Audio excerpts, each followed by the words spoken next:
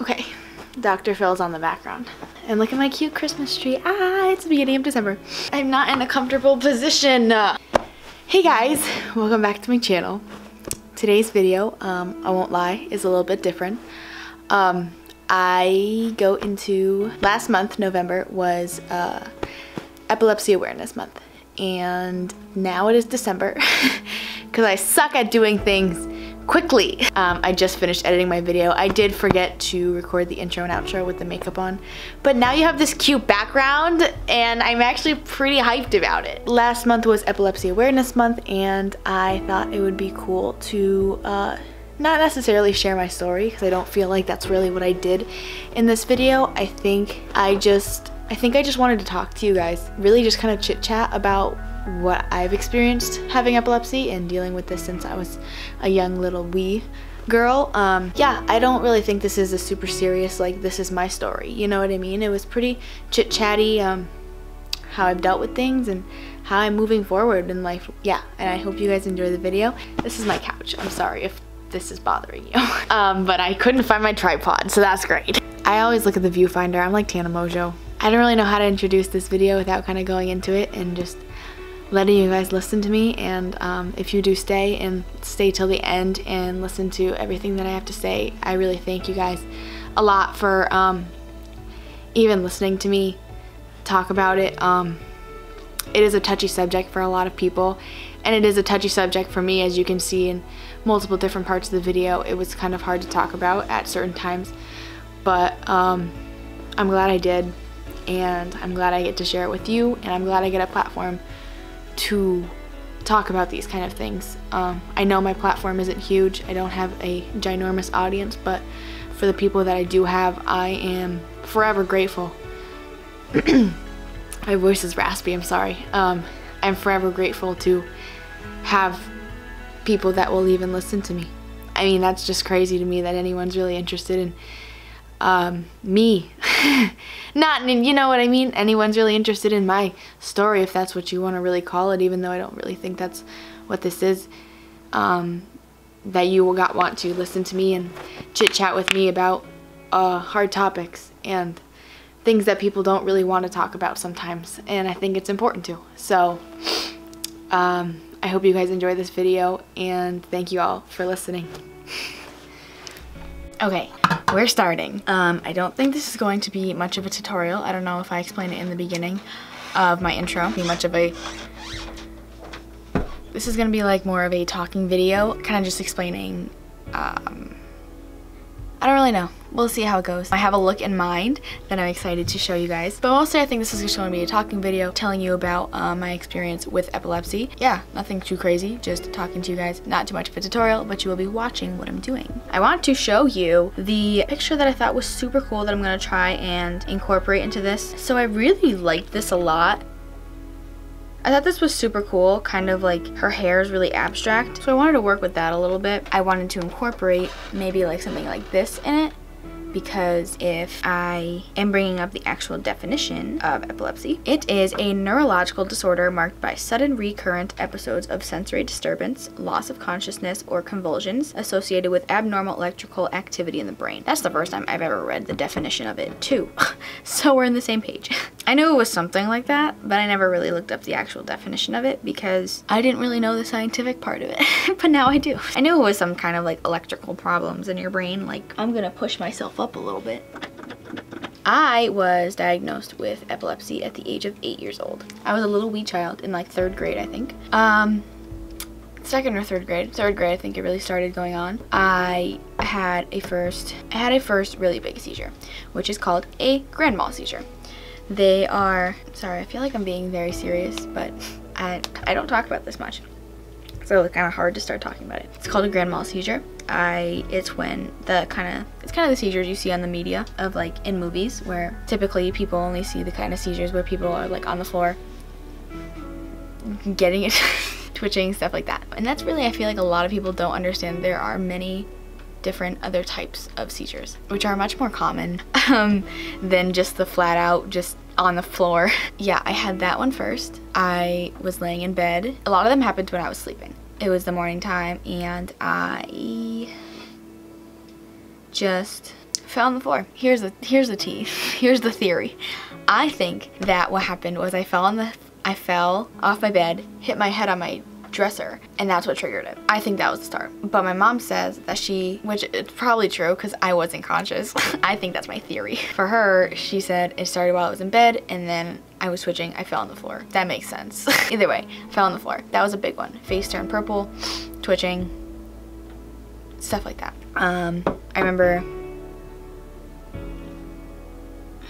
just to let you guys know why I am keeping most of my videos, I do cut in between the pauses of when I talk. I edit it that way so there's no pausing, you don't get bored, everything's very quick. This isn't normal video, of course, this is kind of a different video. I'm gonna leave some of the pauses in, not all of them, definitely not all of them. You guys have missed so many ums and so many pauses already, but it would be so long if I kept them in. I just wanted to leave them in because I wanted to show you how I genuinely was feeling kind of talking about this. It kind of just shows you more than me just literally telling you. You can see my body language, you can see how I'm feeling, how uncomfortable I am at times, but also it feels good to also say it, you know, different things that I think if I just did the jump cuts, you wouldn't be able to see. I'm gonna leave those in. Hopefully you don't get bored of some of the pauses, but did want to leave those in just to show you how it was making me feel, particularly at this part. It was kind of bothering me a little bit, but I also was just starting to talk and it kind of takes me a little bit to start talking about it, and it was just kind of like a harsh jump into something that was hard. So I'm gonna leave, but I wanted to show authenticity into this video and make it more real.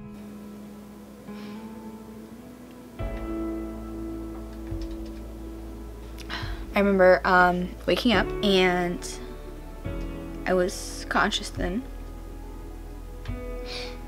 I need to draw this nose. Where is this nose supposed to be?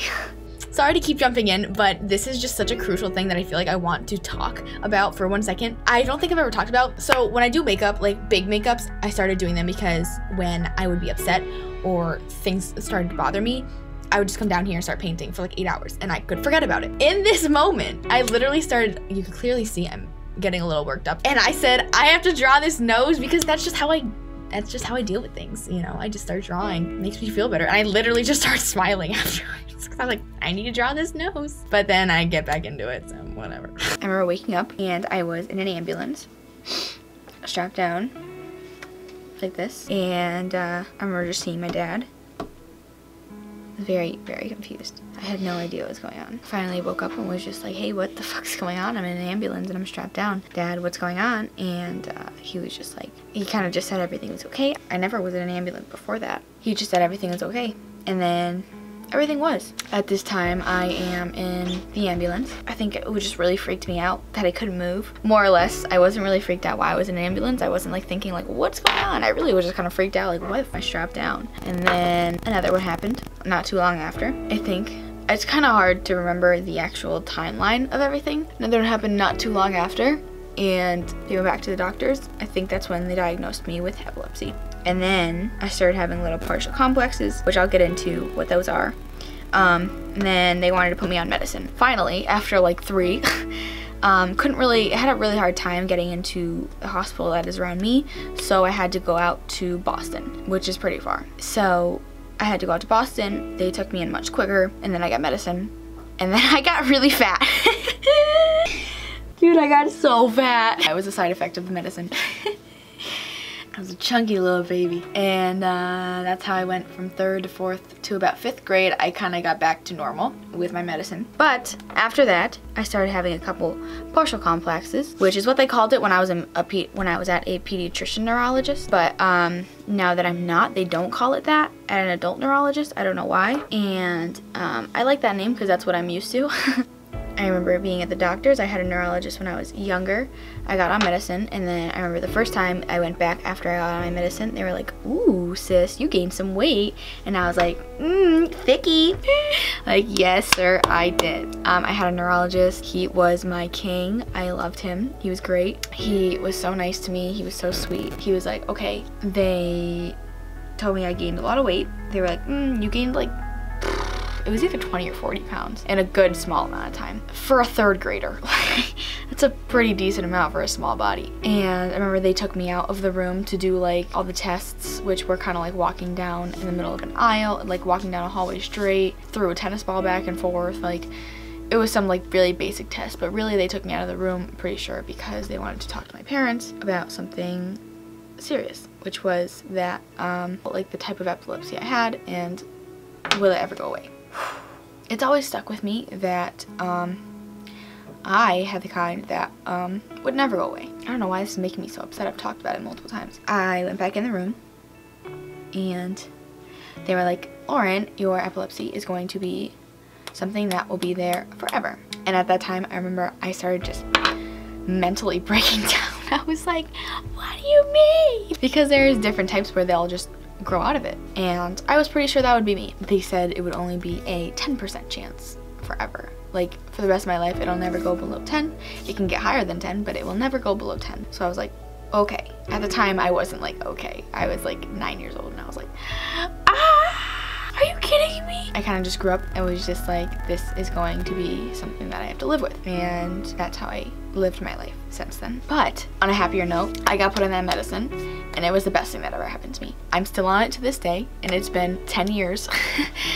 They've offered for me to get off of it and I was like, I don't want to. Like, why? Why would I do that? They've kind of like pushed me and be like, hey, let's maybe try to get off of this. And I was like, no, it was my choice. I never wanted to and I still don't want to because it makes me feel comfortable and it doesn't give me anxiety. I have a seizure disorder. I also have an anxiety disorder.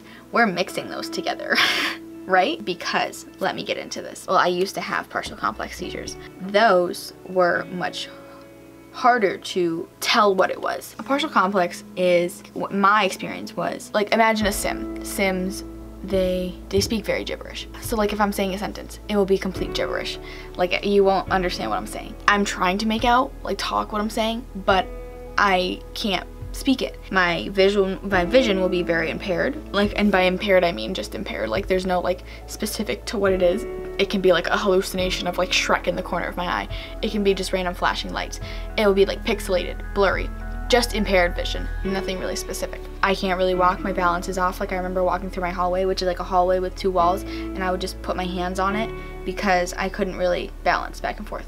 I would just kind of bounce off the wall to try and reach my mom, my dad, whoever was in their room. So I am conscious in this time, and these only last probably like 30 seconds. It's very quick, but it's really scary. But I was very blessed to have a medicine that really controlled me. Me having epilepsy has not really affected my life, but it has still been a very crucial part of my life that has always been there in the back of my head. Back to the anxiety and having the epilepsy, I could be just having a panic attack, or I could be having a seizure, and it makes it worse because having anxiety, I'll be like, oh, I'm overthinking it, I might be having a seizure, but I really, most of the time, 99% of the time, I am just having an anxiety attack.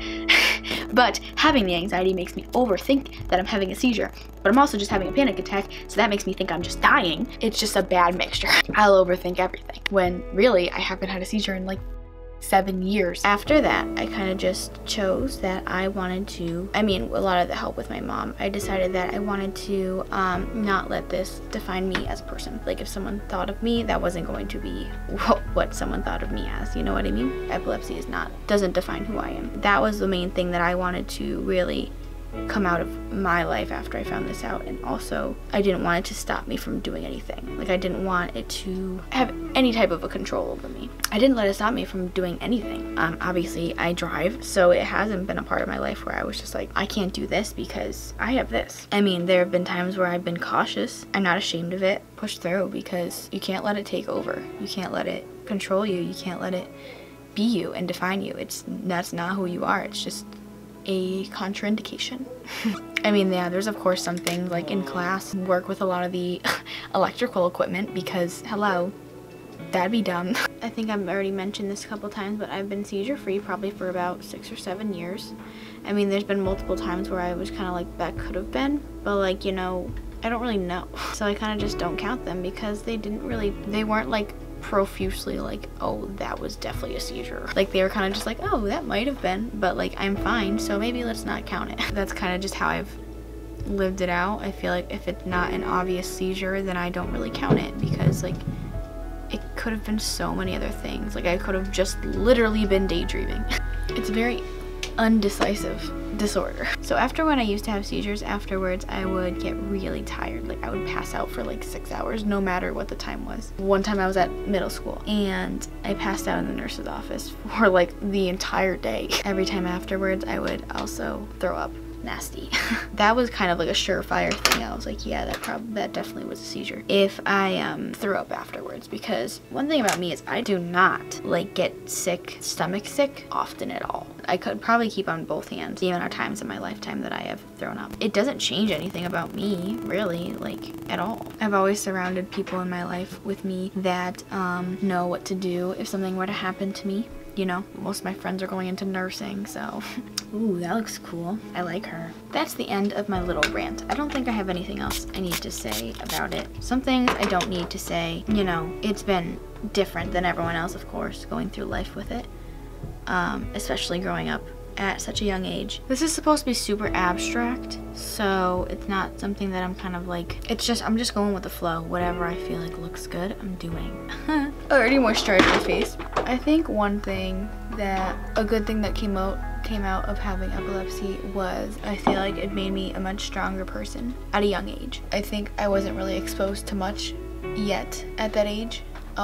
And then it kind of was just like such a reality check for me. It was just so crazy of what is this? It made me aware of so many other things. And I had a lot of things to say at show and tell, and people loved listening to me. If I could go back and change it, that's a good question. I really don't know if I would. There are some bad things that came out of it. I feel like I wouldn't have such a bad anxiety disorder if I didn't have epilepsy, but I also think it made me a much stronger person. I don't know. Things would be much different. For my eyes, I'm using the James Charles palette. The thing is, like, I got so much blood work done, like, I'm not afraid of needles at all. Like, that's one good thing.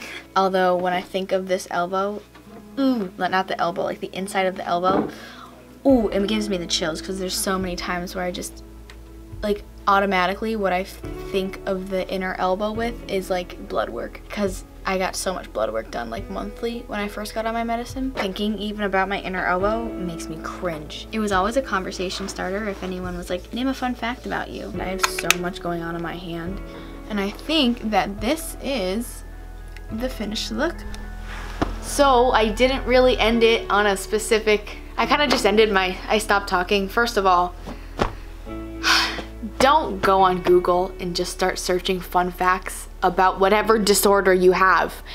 I cut it out of the video, but I went and I started Googling fun facts about epilepsy. Newsflash, none of them are fun. They didn't make me feel good, especially one of them made me freak out. I shouldn't have started Googling things. I know better not to. So I didn't really end it on a note of like happiness. I kind of just stopped talking because I was freaked out. I don't make good decisions sometimes, but here we are. I'm going to end it now. Thank you guys so much for watching and listening to me talk about hard subjects, about hard things to talk about sometimes.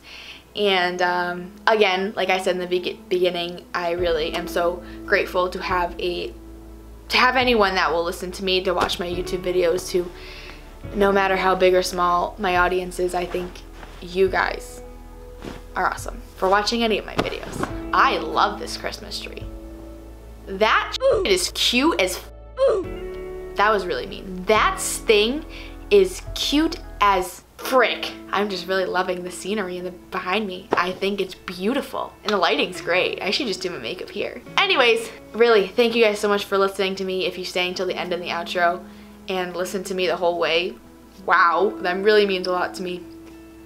And if you have anything that you want to talk about, anything that you want to say to me, if you want to have a conversation with me about anything, really go into the comments below, and I answer back to everyone. So if you want to talk, go down there, because I get lonely sometimes. I'm happy. I really am.